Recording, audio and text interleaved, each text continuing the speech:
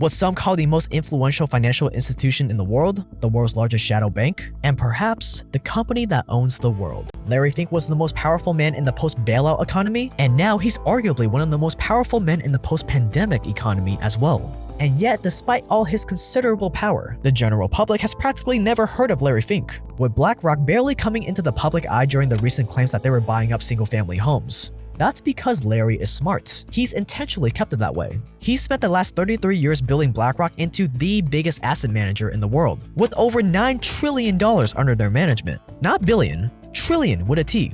Today, BlackRock's clients include the retirement accounts of average everyday people in the form of pension funds. They also have sovereign wealth funds as their clients, other central banks, college endowments, Fortune 500 companies, and millions of individual investors. They're one of the top shareholders of many of the biggest publicly traded companies like Apple, Microsoft, Facebook, and even other major banks like Wells Fargo and Chase.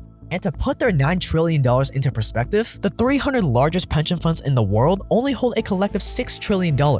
Vanguard, the behemoth behind mutual funds and ETFs, trails behind BlackRock with only $7.1 trillion under management. And if you put the big three asset management firms together, BlackRock, Vanguard, and State Street, they control a collective $15 trillion, roughly equivalent to nearly 70% of the US's GDP.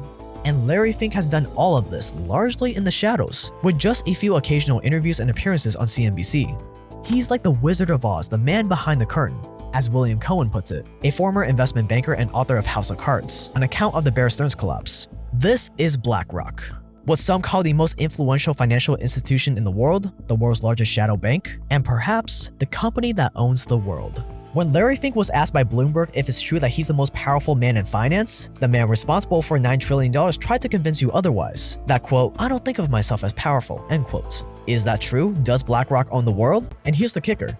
BlackRock has what's called circular ownership, where they own shares in companies that own shares in BlackRock. Definitely not a conflict of interest. So they're literally everywhere. Because of their staggering size and power and the fact that they largely operate out of sight, BlackRock has been called the world's largest shadow bank.